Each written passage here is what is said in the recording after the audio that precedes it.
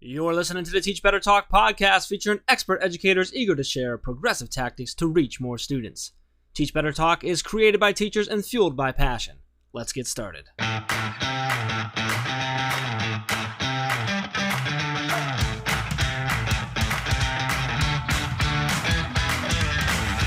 Hey everyone, welcome to episode 16 of Teach Better Talk. I'm Ray Hewart, and as always, I'm with the pretty cool Jeff Gargis. Hey guys. And we have a lot in store. I know we always say that, but we truly do for this episode. We're talking to an incredible educator. But before we get into that, Jeff, how has your day been? My day's been fantastic, but I'm super excited that we're here right now at this time, episode number 16. Which is super awesome. Really excited about that.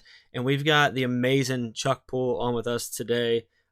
Chuck is a middle school language arts teacher in New Jersey, 19 years experience under his belt.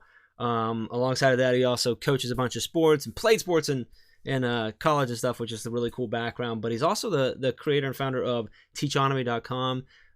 Which includes the Teachonomy podcast and an amazing blog over there with a lot of resources for teachers. And we're going to make him talk a little bit tonight also about his the new series that he's producing, the Unseries. So, Chuck, super excited to have you on. Really excited to start chatting with you and having you share your experiences and your thoughts and everything with us. So how are you feeling right now, man? I am feeling great. Thanks so much. I'm so happy to be on with you guys. Yeah, I'm feeling good. And I think that the school year now is starting to really kind of fall into place. The routines are getting put together. So yeah, I'm really doing well. Oh gosh, I totally feel you. My classroom is finally having all those light bulbs click with our routines and our procedures. And finally it's like, oh, the magic's happening. It's really exciting. Exactly. So I know Jeff gave you a pretty great introduction, but what do you tell people when they ask you what you do? How do you describe yourself? Well, it's actually a great question. When I think about it, I used to answer that question when someone would come up to me and say, what do you do, or what would you describe as far as your work? I would always answer it like a simple answer. I would say something like, "Well, I'm a teacher, or I teach middle school." But I wanted to share this with you guys because I would get extremely frustrated with the response that I got from that answer. Because most of the time, people would say, "Oh, that's nice," or "Wow, I don't know how you do it." And they would kind of patronize me or whatever. And then they would move on to another subject. So ever since I kind of started my blog over at Teachonomy and, started mentoring teachers, I realized that I needed to answer that question differently because I really kind of was frustrated with how it was responded to. So basically now, to answer that question, now what I'll say is I'll say things like this. Instead of saying I'm a teacher, and I almost have it like my elevator pitch, if that makes sense. Whenever anyone asks me, I basically say something like this. I'll say, I help kids change lives for the better every day. And I run a business that helps impact influencers. Because I believe when we can find a way to influence the influencers, we can change the world. And when I say that, it always gets a response like, well, tell me more. Like, what do you mean you influence the influencers? Or something like, something along that will pique their interest. And then I can start a conversation about just how important it is to be a teacher and how awesome it is and the impact that we have. So that's kind of how I answer it. Sorry for the long answer there, but that's what I will say whenever anyone asks me. Chuck, I'm literally here saying, so tell me more about how you influence influencers. Right? So it works. So that's Jeff, awesome. He's speaking our language. You and I have talked about this a whole lot just in our personal lives where, people are like, oh, so Jeff, Ray, what do you do? And I look at Jeff very early on in our relationship, Jeff, I looked at you and I'm like, Jeff, how do I explain what we do? What did I say? Was it good? Was it a good answer? No, you left me hanging and told me I really needed to figure it out because people are going to ask me that a lot and I couldn't not have an answer. And so I started the answer being like, oh, I'm a teacher, similar to you, Chuck, where you're like, but then they would say, oh, wow, cool. And I'm like, no, but we do such cool things. So Chuck, I'm going to have to take your advice and find a great way to explain what we do because you're right. Educators get this rap of, oh, that's nice. Or, oh, wow, you're a middle school teacher. Shame on you. I don't know how you deal with that. But really, there's so much magic that we're able to do. And I love your influencer idea. So great. Yeah, go ahead and steal it. Yeah, helping me out. I love it. Well, Ray, I work with teachers to help them teach better and reach more students. So I'm not sure what you're doing, but that's what I do. I'm recording a podcast. Yeah, you do great. So let's talk about that. So you got a lot going on, Chuck. 19 years under your belt. You've done a lot of different things. You've got the website and the blog and working with teachers and mentoring teachers and the podcast and this new series that you're producing and stuff. One of the things that I always talk about with the team, I've done a lot of things. I've started a lot of businesses that have gone well and really not well and everything in between. And I always say that I'm really fortunate to have failed a lot, because everything that I've done and all the failures I've had and the mistakes I've made, big, small, and everything in between, have made me what I am today and brought me to where I am working with the Teach Better team and stuff. So I really want to dig into your head and your years of experience and everything you've done. Can you tell us about a time that you failed and kind of take us there with you? What happened? How did it make you feel? How did you get through it? And then what did you learn from the experience? Yeah, sure.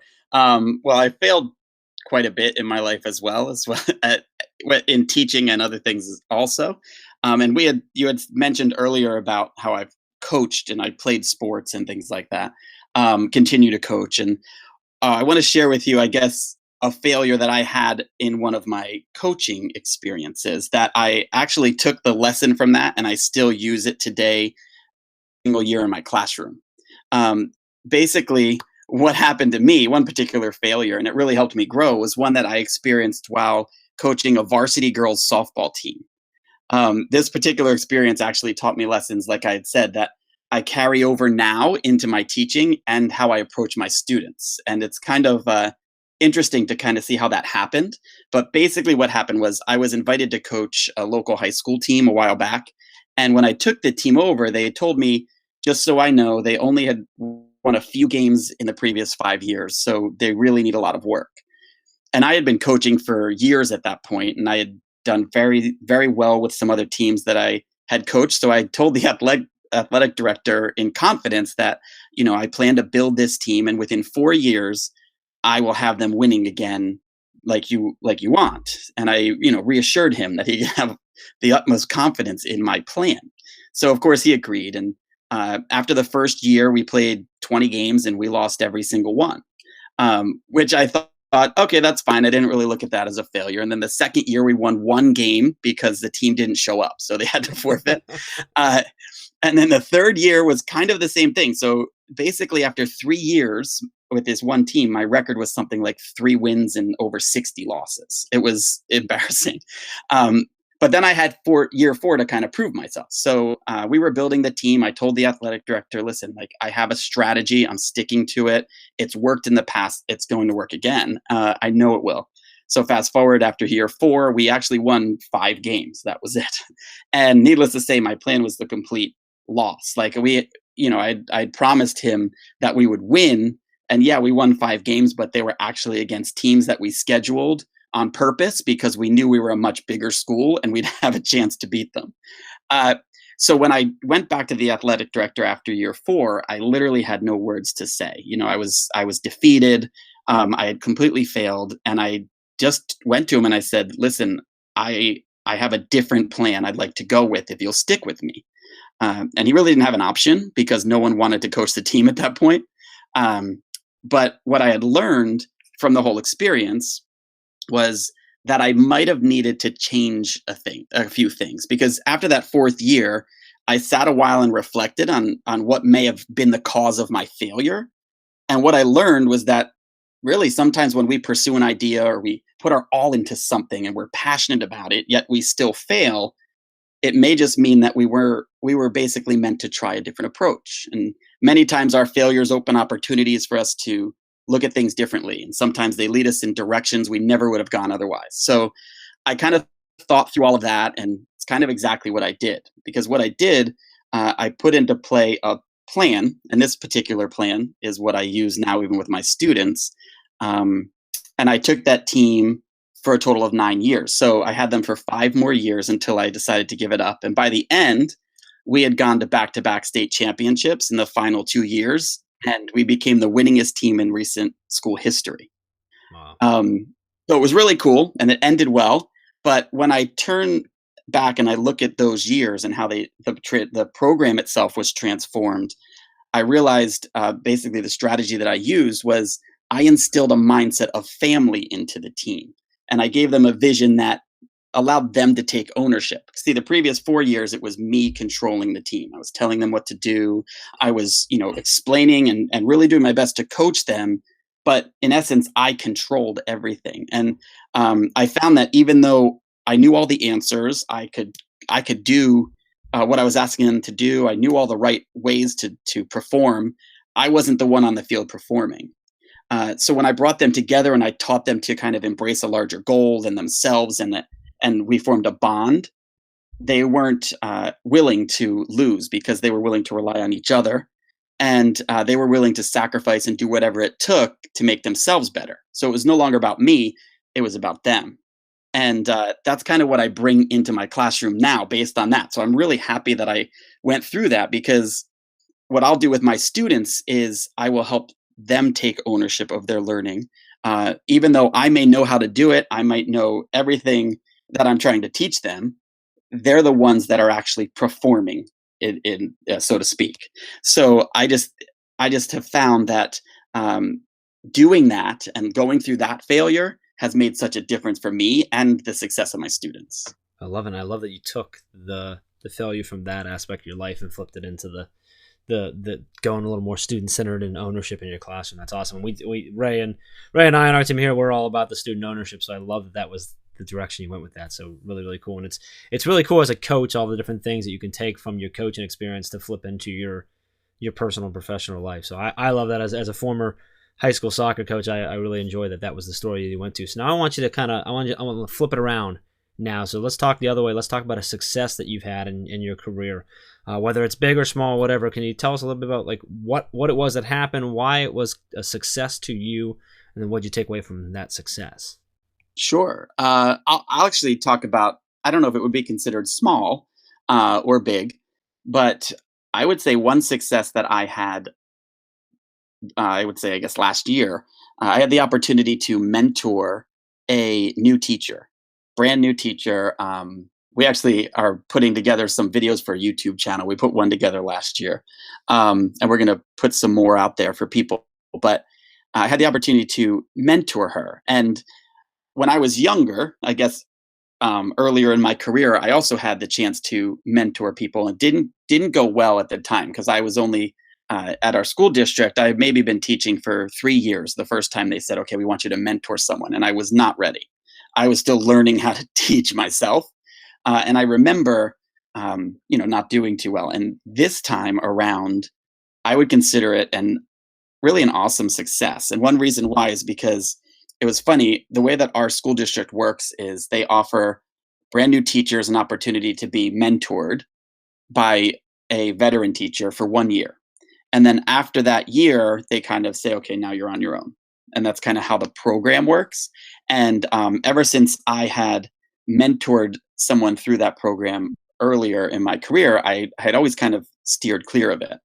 And a supervisor had asked me to do her a favor and please mentor this person because she really felt that the two of us would mesh. So I said, okay, fine, I would do her the favor. And it was an absolute wonderful experience. And I think that both of us grew through the experience. And I kind of think of it, that is even part of that success. It wasn't about me necessarily making her this wonderful teacher. She was a great teacher to begin with. It was giving her advice and stuff and steering her along the way. But she also was able to bring out the best in what I was doing as well. It was nice to see that new, fresh enthusiasm and things like that. And I consider that a success. And then this year, school started, and she came back and she had asked me. She came up to me and she said, "Listen, I know you're not my mentor technically, but will you be my mentor still?" And I kind of looked at that as the ultimate success because last year she kind of was stuck with me, so to speak, and now she's asking for me to continue, and that to me was just a great success. It's funny, Chuck. I'm going through a very similar thing now I work with teachers constantly with the Teach Better team, but I have a student teacher this year. And as much as I was excited to be a mentor to a new teacher, I really was excited to be challenged by having another great educator in my room, right? So that whole idea that you were sharing about having somebody really push you and make you better, even though your job at the time was to quote unquote make them, a great teacher. I share in the same element that my student teacher was great when she walked in. She was, she could handle a class if they wanted to give her one, and she'd be great. But to be able to work with her as a partner and really brainstorm, I mean, she's making me a better teacher.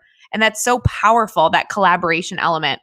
And collaboration is a huge piece of education now. I mean, geez, I don't remember how we all connected, but I'm sure it was through Twitter.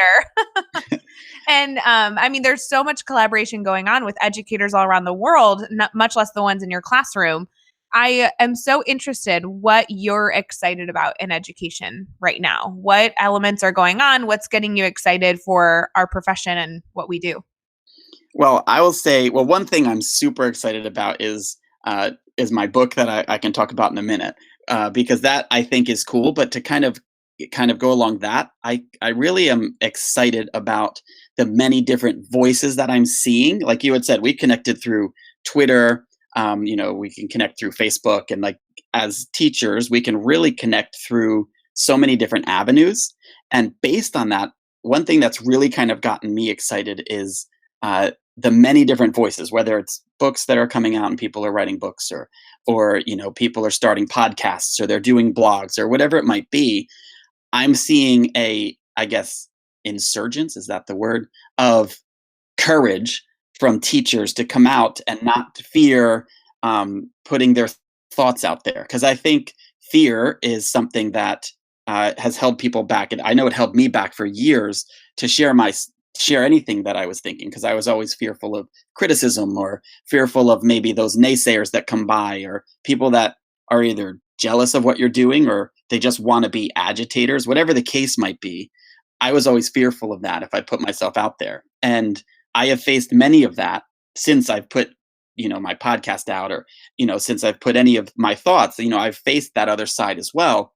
But the overwhelming positive side and the positive response that I've received has really shown me that, that fear that I had at that, one point was real, but I didn't necessarily really need to fear anything, because I think what is so encouraging to me is the teachers that are out there wanting to hear each individual person or teacher's voice, and they're willing to share their own. I mean, that's one thing that has really excited me so far. Well, and isn't that what we're teaching our students, right? We want them to not be fearful, try, vocalize their needs, vocalize their thoughts, vocalize, every element of their learning, and then be able to not be concerned about that being welcoming criticism or anything in between, but really having our students have that same ownership. Exactly. I really think it's, like you said, it's basically one of those almost leading by example, right? Where if we do it and we get more comfortable doing that and sharing, I think it's going to be a lot easier for us to show our students how to do it. So this goes really well with the next question I want to ask you, because especially with the ability that I have to work with a lot of new teachers, I'm like right next to Illinois State where I live, which is my alma mater. And even tomorrow, I'm like going to go and hang out with college kids to talk to them about being future teachers. And so I want to know, what is your new teacher advice for those teachers that are either, fresh in the classroom, it's their first year, even up till, for their first few years in the classroom, not only to speak up, but what else would you suggest to a new teacher to really make sure they start their job off well? Good question. I think that I would give 2 small nuggets to a new teacher, actually. If I were to give any piece of advice, I'd want to make sure that it was something they could remember. So I'm big on analogies, and if you listen to any of my podcasts, they're very short, but I usually have some kind of comparison. So the first thing that I would probably tell them would be to be a sponge, and I would tell them to soak in every positive thing that they can experience from the teachers around them, pick their brains to help them out. I'd say to soak in your mistakes and learn from them, to soak in your happy moments, remember them, to soak in every moment that comes your way, because there are often key lessons and takeaways found in small moments that we take for granted every day. And then when the time comes and a colleague comes to you with a question, or a student comes to you for advice, I would say use what you have soaked up and just like a sponge, wring it out and share the wisdom that you've gained so that you can have room to soak in some more and never stop learning. Um, that would be advice number one. And advice number two, I would say just to remember one thing. And that thing would be that you are enough. We often compare ourselves with those around us and we wish that we could be as good of a teacher as this teacher or that teacher. But I would just tell them to just remember that no one brings exactly what you do to the classroom and that you're enough. When you bring your passion and dedication into the classroom, you'll make a difference. And during times when you're frustrated or overwhelmed, you might think that you weren't cut out for this teaching profession or you aren't doing a good job. We all mess up, we all get frustrated, and we all make mistakes. But I think if we just remember that you are enough and your students are lucky to have you in their corner, it's something that could really get us through. I love that. That's so fun. I got all like the good feels. Yeah, I love the sponge analogy. That's just awesome. So, really, just you said nuggets, and those were just golden nuggets. I love it. So all right, so we're gonna have a little bit of fun now with you, Chuck. If you're ready, we're gonna do 6 questions really quick here. Okay. I'm gonna try to answer them each in 15 seconds or less. Okay. I think like 1 or 2 people ever got it, but it's still fun. We should give them like trophies. Like if on the podcast recording they were able to do it. I think we've only had maybe 2 people. I'll have to go back and listen to these episodes. All right, you ready? Yep. All right, what is one EdTech tool you can't live without? One EdTech tool is Insert Learning, which is a Google Chrome extension that is awesome because what you can do is you can take any web article, if you go to Newsela or if you go to or Newsela, however you say it, or if you go to any of these places that, times.com, any kind of article, you can instantly turn it into a lesson. You can add questions, you can have kids highlight, you can put Post-its on it, you can add YouTube videos, you can embed things. It's pretty robust and it's very simple. You just insert the Chrome extension and then on any website, you click on it and it pulls up all the tools you need to create it. And then it links to Google Classroom. So if you use Google Classroom, it links to it. So you send the assignment over and the kids come to your fully marked up article and they can go crazy. It's really cool. That sounds awesome. What is one book that you're reading right now? Honestly, I'm actually reading through the book that I wrote just to make sure everything is ready to go. But I am reading through that book currently. But I am also, what I was reading before I started that was the book called Drive by Daniel Pink. I don't know if you guys have read that. Excellent book so far. I haven't really finished it. I've gotten a little bit into it. I was recommended to read it. So I would recommend that. So far, I'm into a couple of the chapters. But yeah, that's what I'm reading right now. Who do we need to follow on Twitter today? Well, I would say Jeff and Ray, of course. And I think there's so many people to follow. It's hard to name just one. Give me 3.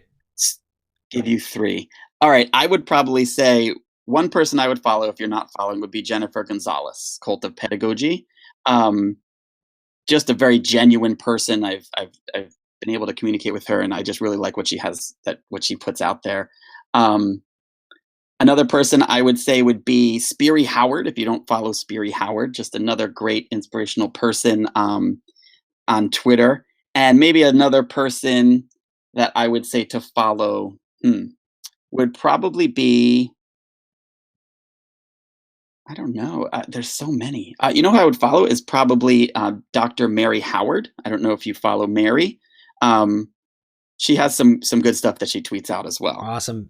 Just if I had to think of 3 right off the top of my head, but there are so many. That'll work. Yeah. That'll work for now. So what's the best YouTube channel or blog website for educators? Well, if I was going to say YouTube channel, I actually like 2. I like the YouTube channel Crash Course. If you've ever seen that, it's kind of fun, especially for history teachers, things like that. I get a kick out of how they do their videos. And I really like the TED Ed channel, where they have some of the TED Talks, but they have some, we've actually used them in our classroom for the kids. And they really, I like how they, part of that, they have actual lessons and things like that you can get into. So I like both of those. Awesome. What is one daily, weekly, or monthly routine every teacher should get into? I would say to set goals. I actually do it. This might be a little excessive, but I do them daily, weekly, and monthly. But I use what I call the rule of 3s. So I would, I can get into that on a whole nother podcast, but I would say to definitely set goals. And the rule of threes is basically limit those to three a day, 3 a week, 3 a month, that kind of a thing.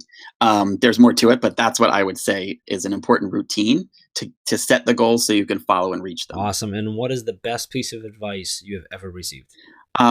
Other than be a sponge, believe it or not, that was one of a piece of advice that I had received from a coach a long time ago. But other than that, I would probably say, and that same coach actually, he's what I would consider one of my unforgettable teachers. I actually talk about him in my book in the introduction. But one thing he always told me was to remain humble and remember your roots.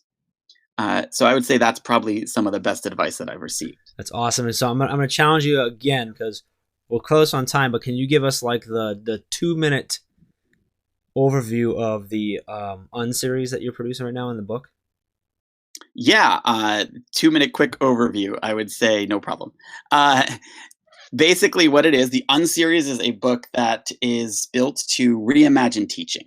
And what we're trying to do is put together books that not only inspire and encourage, but also equip through practical strategies. So my book, for instance, is called Unforgettable, Your Roadmap to Being the Teacher They Never Forget. And it focuses on 4 relationships that make us memorable. And those 4 relationships are your relationships with your students, with your colleagues, with your content, and with yourself. And with each chapter, what I'll do is focus on one of those relationships, and we kind of have a bunch of chapters focusing on them as it goes through, and then give practical strategies on how to nourish them. And the cool thing about the book, I developed a online reflection guide. So as you're reading, you can go online, you can have reflection, answer all the reflection questions, email them to yourself, print them out. It just helps you delve a lot deeper into it. And that's obviously completely free. And it's, it goes right with the book. So that's kind of how the first one goes. The next book is called Unlocked. And then we have a couple more books coming out, over the next couple of months. So it's super exciting. And, all the information is at unseries.com. So it's just, I'm excited about it. Love it. Super excited to see it all. Well, Thanks. and that's really what I want to ask you about is that how can our listeners connect with you? You obviously have a lot going on right now, but you have a lot upcoming. And as somebody who's a part of your Facebook group and your PLN, I know that everything you share out is always so beneficial. And I love keeping up with everything you're releasing. So what's the best way for our listeners to connect? They can connect through a bunch of different ways. Twitter is at cpoole27. Pool spelled with an E at the end, not like a swimming pool. So at cpoole27. Instagram, we're just getting ready to kind of revamp that. It's just instagram.com/teachonomy. My blog is teachonomy.com, or you can check out unseries.com. We're on Facebook under Teachonomy. My YouTube channel, same thing. You can literally go to teachonomy.com/YouTube. Find me there. So anywhere, and I would be happy to, you can message me on Twitter. I don't have any kind of blocks or anything, so you don't even have to follow me to message me. So you can feel free to message me. I'd love to chat with anyone who wants to. You are fun to chat with. Thanks. It's been a blast so far. So you guys know, as always, that you can find all the links, all the resources, all the different things that we've talked about and that Chuck has mentioned during this episode over at teachbetter.com, including all those really important links to connect with Chuck on social media, including links to his website, to the podcast, and of course to the new series on unseries.com. So all that's over at teachbetter.com for you. Be sure you hit subscribe so you don't miss any of the upcoming episodes. And if you can give us a rating and a review, we'd really appreciate that as well. Chuck, truly, truly appreciate your time. Some just simply awesome stuff tonight. Really appreciate that you took the time to chat with us and share your experience and different things, and really excited to see the new books come along and everything else, and Teachonomy continue to grow and help teachers. So really appreciate you joining us and taking some time with us, man. Yeah, thank you. It was my pleasure. It was great. I love talking to you guys. So anytime. So I really appreciate it. Awesome. So until next time, guys, let's get out there. Let's teach better.